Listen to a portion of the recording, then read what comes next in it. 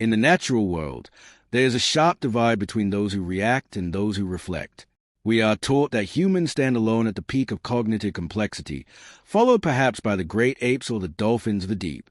But high above our city streets, perched on the skeletal branches of a winter oak, sits a creature that has quietly breached the walls of the human intellectual fortress. It is a bird draped in the feathers of midnight, with an eye that does not just see you, but observes you.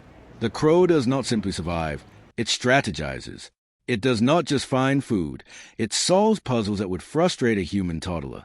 While other species flee from the expansion of human civilization, the crow has done something far more chilling and impressive. It has mastered us.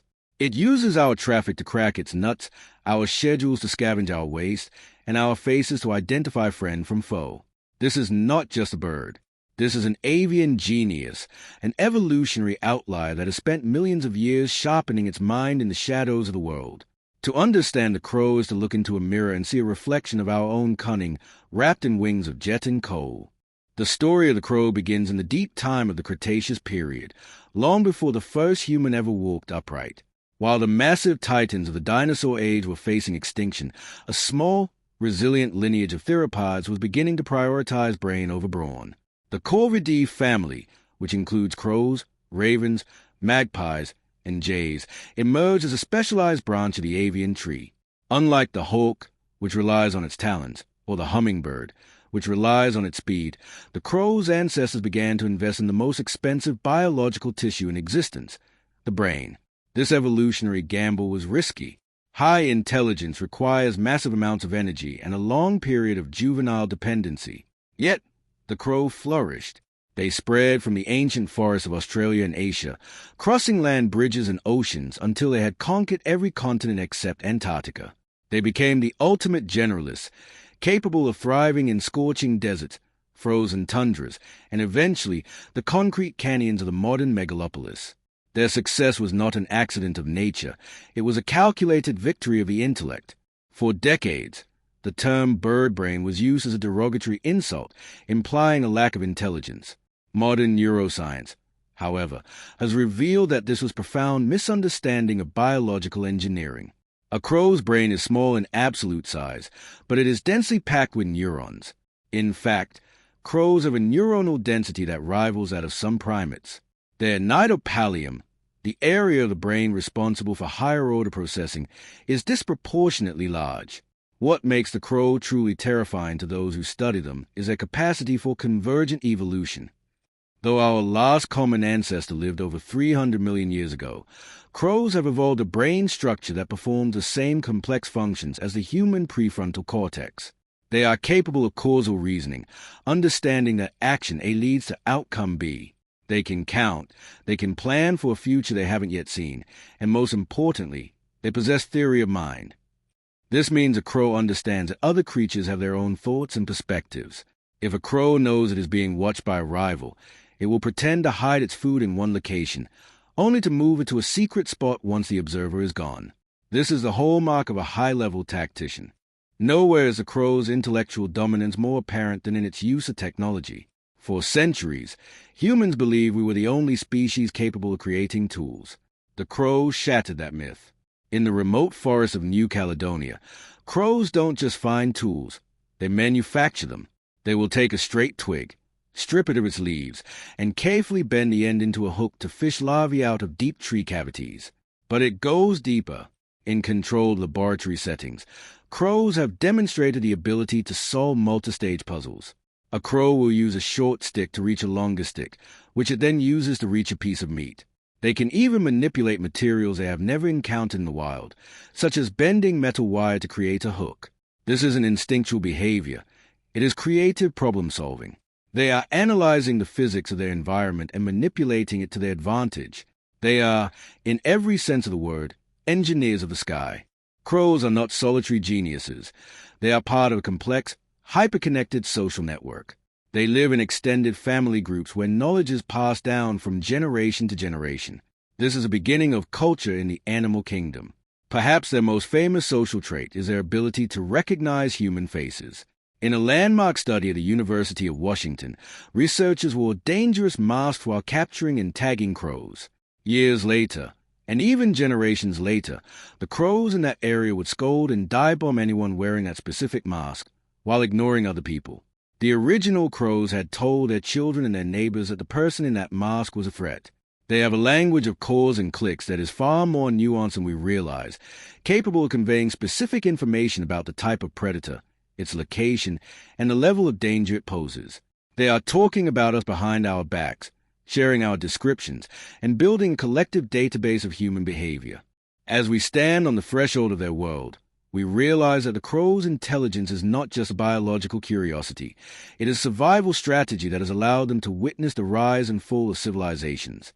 They have watched us build our cities, they have followed our armies into battle, and they have waited patiently for the scraps of our success. But their relationship with humanity is not just one of biology and scavenge food. It is a relationship of the spirit and the mind. The crow has entered our stories, our myths, and our deepest fears. Why is it that every culture on earth has a legend about the crow? Why is it that we see them as harbingers of both wisdom and death? To answer these questions, we must move beyond the laboratory and into the realm of the ancient world, where the crow first began to weave itself into the fabric of human destiny. The transition from biological marvel to cultural icon was inevitable. As humans began to form the first oral traditions and religious structures, the crow was already there, perched on the periphery of our campfires, watching our development with a discerning eye. Because a crow possesses a level of intelligence that feels almost uncanny or human-like, it became the primary vessel for our ancestors' most complex myths. In this chapter of their saga, we move from the physical brain to the metaphysical soul, exploring how the crow became the most polarized figure in human history, worshipped as a creator in one corner of the globe and feared as a messenger of the grave in another. In the indigenous cultures of the Pacific Northwest and the Arctic, the crow, often interchangeably with its larger cousin, the raven, is not merely a bird, but the great transformer. To the Haida, Tlingit, and Inuit people, the crow is the central figure of the creation story. These legends do not portray the bird as a perfect, distant deity, but as a trickster creator. This is a profound reflection of the crow's actual personality, creative, mischievous, and highly adaptable. According to these ancient traditions, the world was once a place of eternal darkness, held in a box by a powerful chief. It was a crow who, through a series of elaborate deceptions and shape-shifting, stole the sun, the moon, and the stars, releasing them into the sky to bring light to humanity. This Promethean role defines a crow as a bringer of knowledge and civilization. Unlike the eagle, which represents raw power, the crow represents the power of the mind, the ability to use wit and guile to change the state of the universe. In these cultures, the crow is a teacher, showing humans how to hunt, how to navigate the tides, and how to survive in a harsh landscape through cleverness rather than strength. As we move across the Atlantic to the frostbitten lands of the Vikings, the crow's role shifts from a creator to a divine intelligence officer. Odin, the All-Father of the Norse pantheon, was rarely seen without his two ravens, Hugin and Munin. Their names translate literally to thought and memory. Every morning, Odin would release them to fly across the 9 realms, and every evening they would return to perch on his shoulders, whispering into his ears the secrets of the world. This myth is perhaps the most scientifically accurate folklore in history. By associating the crow with thought and memory, the ancient Norse identified the 2 core pillars of corvid intelligence long before modern neuroscience existed. In the Viking Age, the crow was the banner of the brave. To see a crow following an army was a sign that Odin was watching, and that the thought and memory of the gods were present on the battlefield. They were the bridge between the mortal mind and the divine consciousness, symbolizing that true power comes not from the sword, but from the information gathered by those who watch from above. However, as the Middle Ages settled over Europe, the perception of the crow underwent a violent and dark transformation. The very traits that made them divine in the eyes of the Vikings, their presence on battlefields and their intelligence, made them terrifying to a superstitious, plague-ridden society. Because crows are scavengers, they were frequently seen among the dead during the Great Plagues and after major wars. In the human mind, the bird became guilty by association. The crow began to be seen not as a messenger of thought, but as a messenger of the void. In European folklore, the crow became a psychopomp, a creature that guides souls from the land of the living to the land of the dead. This is where the term a murder of crows originated, a poetic but grim collective noun that solidified the bird's reputation as a harbinger of doom. They were seen as the familiars of witches and the spies of the devil, their black feathers representing the darkness of the grave. This era of history created a psychological scar in the human-crow relationship that has never fully healed, turning a brilliant animal into a symbol of bad luck and death in Western consciousness. In contrast to the Western fear of the crow, Eastern philosophies often maintained a more balanced view. In Japanese mythology, the Yatagarasu is a three-legged crow that represents the will of heaven. It is a guide of extraordinary vision, sent to lead the Emperor Jimmu through the mountains to found the Japanese nation. The three legs represent the heavens, the earth, and humanity, all connected by the crow. Similarly, in various Hindu traditions, the crow is seen as an ancestor.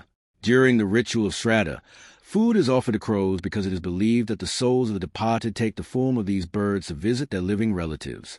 Hey, the crow is a symbol of continuity, a reminder that nothing is ever truly lost, and that the past is always watching present. This reverence stems from the observation of the crow's long lifespan and its complex social structures. Ancient people recognized that crows are families, that they mourn their dead, and that they seem to possess a memory that spans generations. Beyond the grand myths, the crow became the focal point of augury, the ancient practice of divining the future by observing the flight and cries of birds. Roman priests, known as augurs, would watch the direction of a crow's flight to determine the success of a military campaign or the health of the emperor. The crow's voice, with its wide range of harsh calls and subtle clicks, was treated as a coded language from the gods. Even today, remnants of this survive in our nursery rhymes, such as 1 for sorrow, 2 for mirth, 3 for wedding, 4 for birth. We have been trying to translate the crow's behavior for as long as we have had a language of our own. We realized very early on that the crow was trying to tell us something, whether it was a location of a predator, the coming of a storm, or a warning of an approaching enemy. Our ancestors understood that to listen to the crow was to listen to the environment itself. As the age of myth gave way to the age of reason, the crow did not disappear from our stories. Instead, it adapted. It moved from the shoulders of Odin and the totem poles of the Haida into the pages of Gothic literature and the frames of modern cinema. But the true power of the crow is not just in the stories we tell about them. It is in the way they have influenced our own development. We are now beginning to realize that our relationship with the crow is a co-evolutionary one. They have shaped our folklore, and in return, we have shaped their world. But what happens when the bird of myth meets the world of concrete? How does a creature of thought and memory navigate a planet dominated by human technology? To understand the next chapter of the crow, we must look at their incredible adaptation to the modern world, a place where the crow has ceased to be a messenger of the gods and has instead become the ultimate urban survivor. The transition from the wild forests of antiquity to the sprawling concrete jungles of the 21st century has provided the ultimate stage for the crow's intellectual supremacy. While most species struggle to survive the encroachment of human civilization, the crow has achieved a level of urban mastery that borders on the uncanny, treating our modern infrastructure not as a barrier, but as a sophisticated toolset designed for their convenience. In cities like Tokyo and Seattle, crows have famously observed the physics of human traffic to solve complex problems, such as dropping hard-shelled walnuts onto pedestrian crossings so that passing car tires act as industrial nutcrackers. They don't just wait for the light to turn red. They have memorized the rhythm of the signals, knowing exactly when it is safe to swoop down and claim their prize without the risk of being struck. This level of environmental manipulation proves that the crow's mind is constantly running simulations, calculating risks, and exploiting human patterns in a way that no other animal can match. Furthermore, the crow's relationship with our technology extends into a chillingly accurate understanding of human behavior and facial recognition. In the modern urban landscape, a crow does not see humans as a generic mass. They see individuals with specific reputations. Research has shown that crows can distinguish between a person who provides food and a person who poses a threat, and they communicate this data across their social network. If a human disturbs a nest in a specific park, the crows in that area will broadcast a unique alarm call that effectively blacklists that individual, ensuring that even crows who never met the person will recognize and harass them upon sight. This social database is a form of avian internet, a collective memory that allows them to navigate the dangers of the city with the precision of a seasoned intelligence agency. They have adapted their nesting materials to include wire hangers and plastic strips, and they have learned to utilize the heat island effect of our buildings to survive winters that would kill their forest-dwelling ancestors. The most fascinating aspect of this urban evolution is the crow's display of play and aesthetics, behaviors traditionally reserved for the highest forms of mammalian life. Crows have been filmed using plastic lids as sleds to slide down snow-covered roofs in Russia, repeating the action purely for the sake of enjoyment. This indicates a level of cognitive surplus. They are so efficient at gathering resources in our cities that they have time for leisure and creative exploration. They have been known to collect shiny objects, not just for nesting, but seemingly for the sake of possession, and have even been observed leaving gifts like glass or metal charms to humans who feed them. This creates a bizarre, symbiotic loop where the crow is no longer just a scavenger, but a participant in complex social exchange with our species. They are the silent observers of our private lives, perched on our power lines and windowsills, deciphering our habits and thriving in the very world we built to exclude the wild. As we move forward, we realize that we are not just sharing the city with a bird. We are cohabiting with a genius that has learned to play our game better than we do. Beyond the physical tools and urban survival lies the most profound mystery of the crow, the depth of its emotional world and complexity of its internal life. For centuries, we viewed animals as biological machines, driven purely by instinct and the need to reproduce. But the crow has shattered this mechanical view, revealing a capacity for grief, empathy, and ritual that was once thought to be the exclusive domain of the human soul. When a crow dies, its community does not simply ignore the fallen. They hold what researchers have termed crow funerals. Hundreds of birds will gather in the surrounding trees, descending in a somber, silent vigil. While part of this behavior is tactical, an attempt to identify the cause of death and assess potential threat, there is an undeniable undercurrent of social mourning. They stay with their dead, sometimes for hours, in a display of communal solidarity that suggests they possess a concept of mortality and a profound bond with their kin. This emotional depth is fueled by a social structure that is among the most sophisticated in the animal kingdom. Crows are not merely members of a flock. They are members of a lineage. Young crows often stay with their parents for up to 5 years, acting as helpers at the nest to raise their younger siblings. During this time, they undergo a long-term apprenticeship, learning the specific dialects, hunting techniques, and social rules of their territory. This is cultural transmission, the passing of non-genetic information from one generation to the next. This bond creates a sense of empathy that extends to their peers. Crows have been observed consoling the loser of a fight, grooming the agitated bird to lower its stress levels. Such behavior requires a high level of emotional intelligence, allowing the crow to recognize the internal state of another and act to change it, a trait that forms the very foundation of what we call humanity. The crow's intelligence also manifests in a darker, more calculating emotional trait, the ability to hold a grudge and seek revenge. Because their memory is nearly flawless, a crow never forgets betrayal. If a rival crow steals food or a human interferes with their family, the crow will wait for the opportune moment to retaliate, sometimes years later. However, this is balanced by an equally powerful capacity for gratitude. In documented cases around the world, crows have formed interspecies friendships with humans, bringing them gifts of polished stones, lost jewelry, or colorful beads as a form of reciprocal exchange for food. This suggests that the crow views its relationship with us not as a simple transaction, but as a social contract. They are judging our character, weighing our actions, and deciding whether we are worthy of their trust. This level of consciousness leads to a startling realization. The crow is a sentient observer of the human condition. They have watched us evolve from primitive hunters to digital architects, and in that time, they have mirrored our own behaviors. They possess a sense of self that is rare in nature, passing the mirror test, which proves they recognize their own reflection as themselves rather than a stranger. This self-awareness, combined with their ability to imagine the future and remember the past, puts them in a unique psychological bracket. They are the other intelligence on this planet, a species that evolved a completely different brain structure, but arrive at many of the same cognitive milestones as we did. As we look at a crow, we are not just looking at a bird, we are looking at a peer in the realm of consciousness. As we move into the final chapter of this saga, we must ask ourselves what the future holds for this relationship. We have seen them as gods, as demons, as scientists, and as neighbors.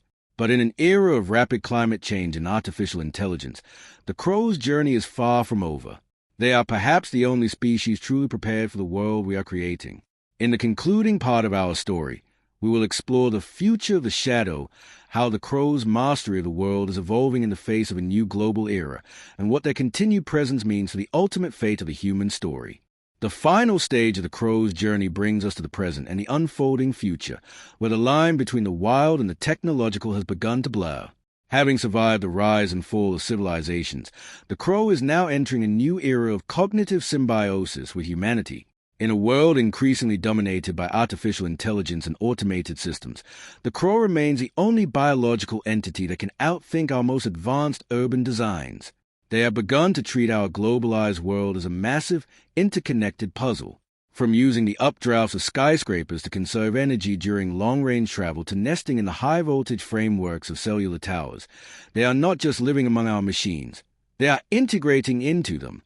As climate change shifts the boundaries of nature, the crow's incredible adaptability ensures that while other species face extinction, the dark scholar only expands its territory, proving that intelligence is the ultimate survival mechanism in a changing world. But the most profound shift in this final chapter is how humans have begun to view the crow, not as a pest or a bad omen, but as a potential collaborator. In various parts of Europe, innovative projects have been launched to hire crows, using their natural problem-solving abilities to clean up urban environments.